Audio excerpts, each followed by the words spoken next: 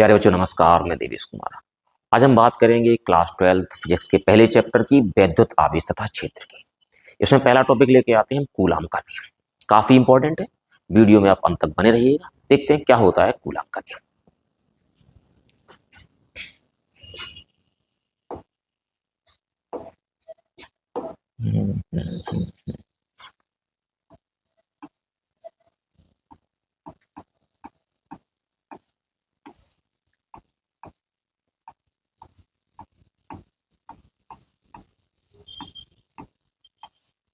Coulomb का नियम।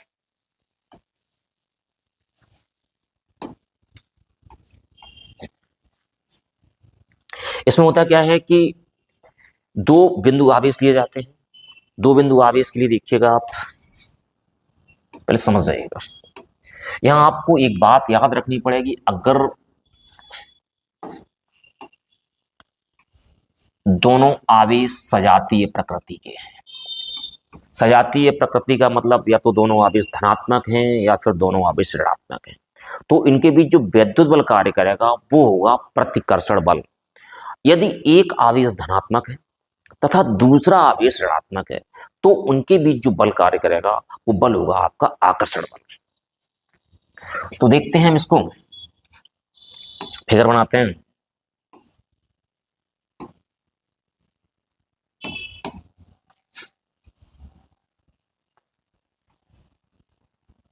जैसे कि हमारे पास दो बिंदु आवेश है,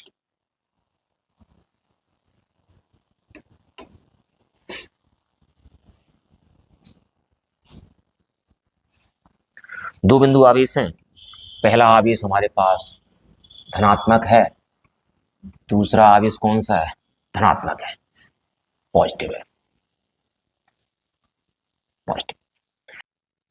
जो इनके बीच की दूरी है वो हमारे पास कितनी है? r है। और इस आवेश को हमने मान लिया Q1 और इसको हमने क्या मान लिया? Q2। दोनों आवेश कैसे हैं? दोनों आवेश धनात्मक हैं। दोनों आवेश कैसे? धनात्मक का मतलब कैसे? सजाती है। तो इनका बल कैसा होगा? प्रतिकर्षण का होगा। तो प्रतिकर्षण का बल का मतलब फोर्स F, बल F। जो बल लगेगा वो दोनों आवेशों को मिलाने वाली रेखा के अनुदेश होगा। तो आप समझ गए कि माना दो बिंदु आवेश Q1 और Q2 एक दूसरे से स्मॉल r दूरी पर स्थित हैं। इनके बीच कार्य करने वाला जो वैद्युत बल होता है वो निम्न तथ्यों पर निर्भर करता है। तो लिखते हैं इसको।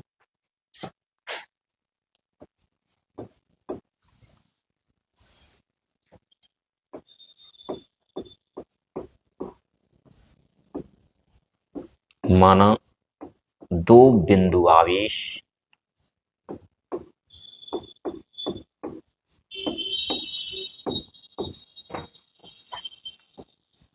Q1 व Q2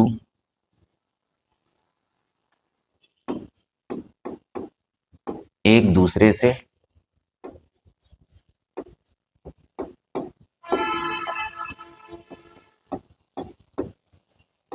स्मॉल r दूरी पर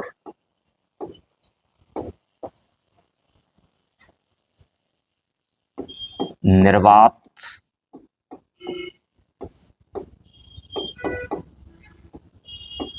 अथवा वायु में स्थित है।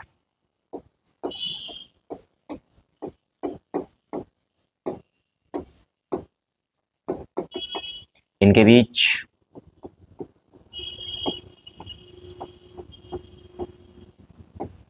कार्य करने वाला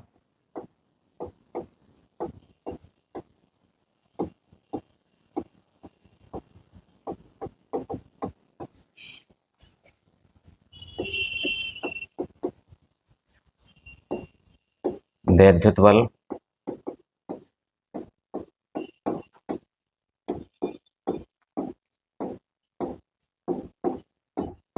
निम्न तथ्यों पर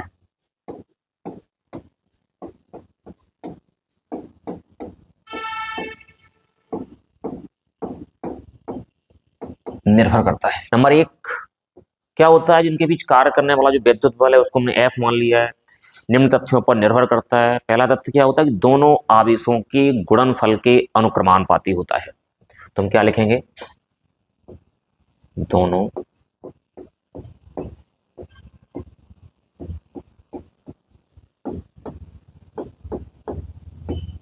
आवेशों के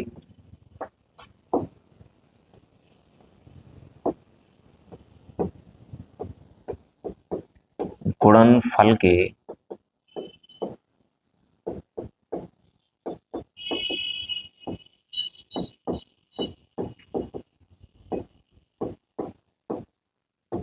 अनुक्रमानुपाती होता है। दोनों आवेशों के गुणनफल के अनुक्रमानुपाती का मतलब F बल। दोनों आवेश हमारे पास कौन कौन से हैं? Q1 और Q2। इनके गुणनफल के अनुक्रमानुपाती होता है F is directly proportional Q1 Q2। समीकरण नंबर क्या रहेगा हमारे पास? 1 रहेगा। दूसरे में क्या रहता है? दूसरे तथ्य में है कि इनके बीच जो कार्य करने वाला बल होता है दोनों आवेशों के बीच की दूरी के वर्ग के व्युत्क्रमानुपाती होता है। हम यहां लिखेंगे दोनों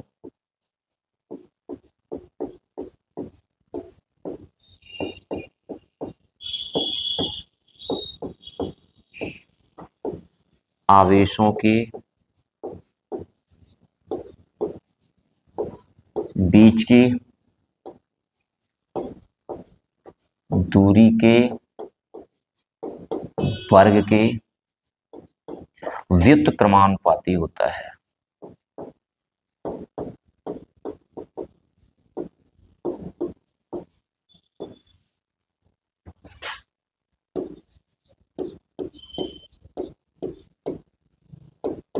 कैसा होता है? व्युत्क्रमानुपाती होता है। जब ये व्युत्क्रमानुपाती हो जाएगा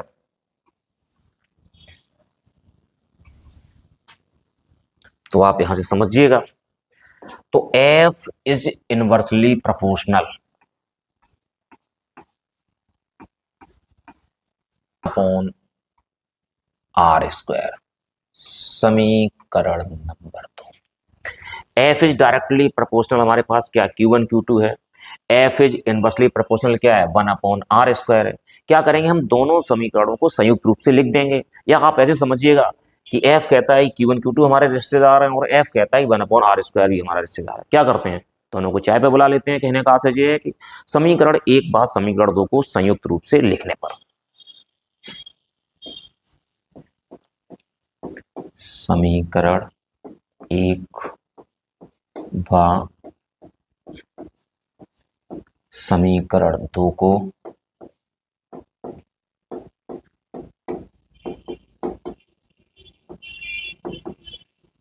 संयुक्त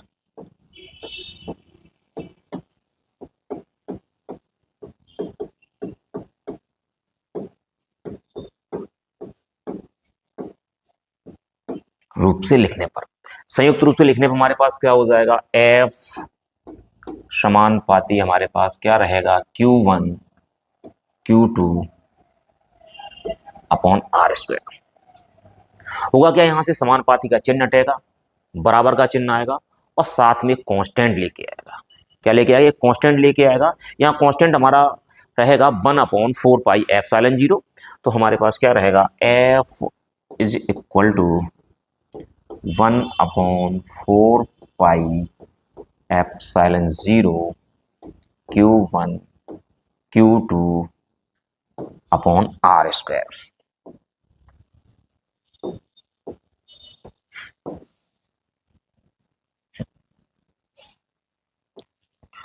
तो ये क्या रहा हमारे पास? कूलाम के नियम का व्यंजक रहा। F बराबर क्या होता है? 1 upon 4 pi epsilon 0 Q1 Q2 upon R square. तो इसमें क्या कह सकते हैं? हम कह सकते हैं किन्हीं दो स्थिर बिंदु आवेशों के बीच कार्य करने वाला वैद्युत बल उन दोनों आवेशों के गुणनफल के अनुक्रमानुपाती तथा उनके बीच की दूरी के वर्ग के कैसा होता है? व्युत्क्रमानुपाती होता है। आगे देखते हैं इसमें 1 अपॉन 4 पाई एप्सिलॉन 0 क्या है? कांस्टेंट है। लेकिन जो एप्सिलॉन 0 या फिर इसको एप्सिलॉन नॉट कहा जाता है, ये क्या है? ये निर्वात या वायु की वैद्युतशीलता है।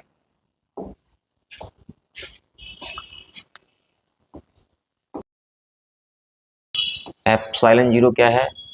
निर्वात की वैद्युतशीलता।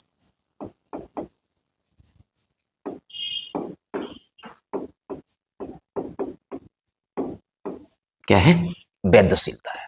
लेकिन जो 1/4 पाई एप्सिलॉन 0 होता है, 1/4 पाई एप्सिलॉन 0 की वैल्यू होती है 9 × 10⁻⁹ न्यूटन मीटर स्क्वायर पर कूलम स्क्वायर। यदि इसमें ऐसा हो, ये दोनों आवेश के बीच में वायु ना होकर कोई पराविद्युत माध्यम हो, जैसे मतलब किसी तेल में ऑयल में रख दिए गए हों, तेल के भीतर दोनों आवेश रखे गए हों, तो वहां पे क्या होगा, वहां पे अगर उसका पराविद्युतांक क्या है, के है। यदि माध्यम का पराविद्युतांक हमारे पास क्या है, या हम इसको यूं कह सकते हैं, ये दोनों आवेश पराविद्युतांक के वाले माध्यम में स्थित हैं। यदि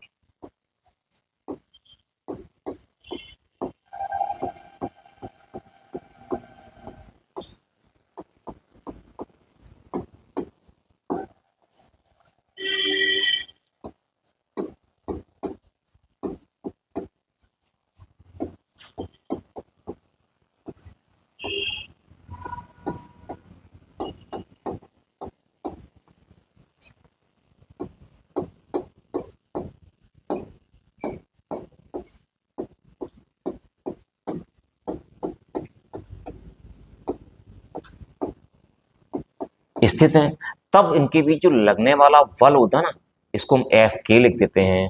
एफ के हमारे पास हो जाएगा 1/4 पाई एप्सिलॉन 0 के Q1 Q2 upon are square.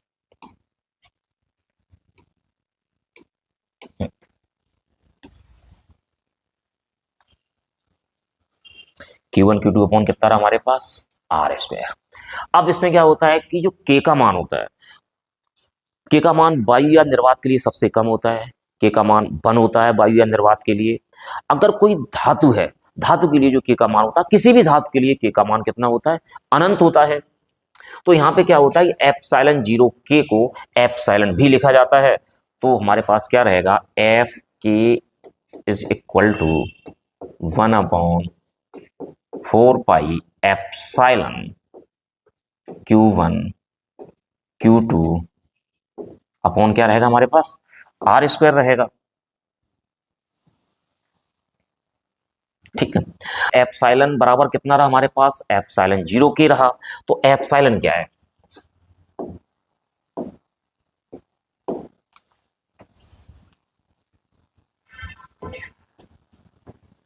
जो एप्सिलॉन है इसको कहा जाता है परावैद्युत माध्यम की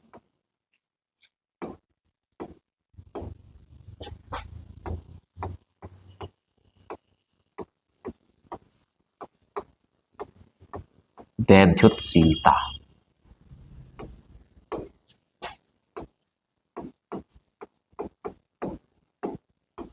क्या कहा जाता है, परावैद्युत माध्यम की वैद्युतशीलता। अब आप समझिएगा, के का मान क्या होता है, के का मान 1 से ज्यादा होता है। निर्वात अथवा वायु के लिए कितना होता है, 1 होता है।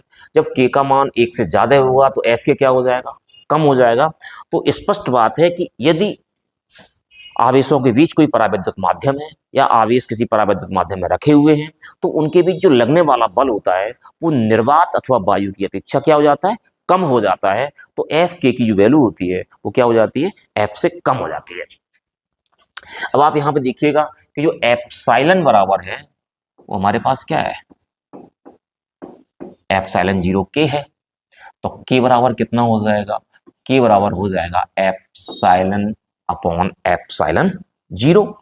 जब के बराबर हमारे पास क्या हो गया, एप्सिलॉन अपॉन एप्सिलॉन 0, तो यहां से हमारे पास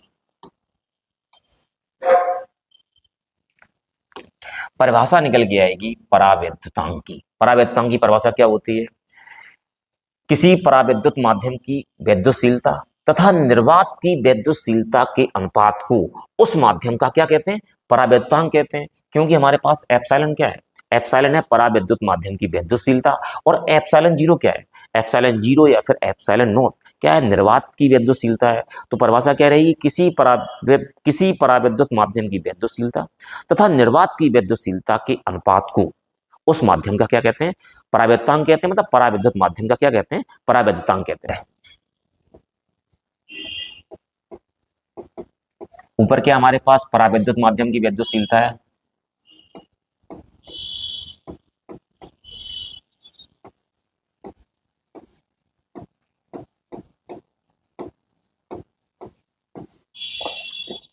माध्यम की वैद्युतशीलता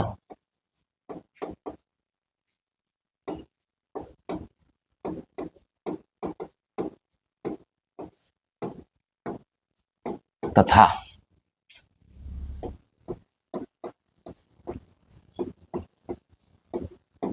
निर्वात की वैद्युतशीलता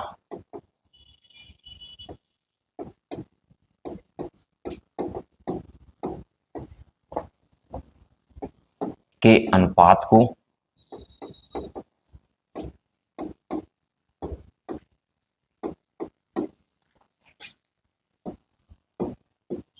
परावैद्युत माध्यम का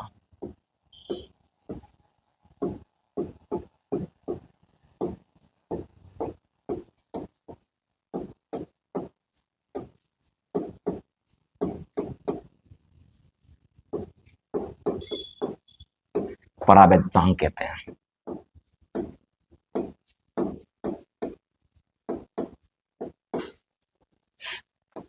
तो आप समझ गए होंगे परावैद्युतांक क्या होता है कि परावैद्युत माध्यम की वैद्युतशीलता तथा निर्वात की वैद्युतशीलता के अनुपात को हम क्या कहते हैं, परावैद्युत माध्यम का परावैद्युतांक कहते हैं।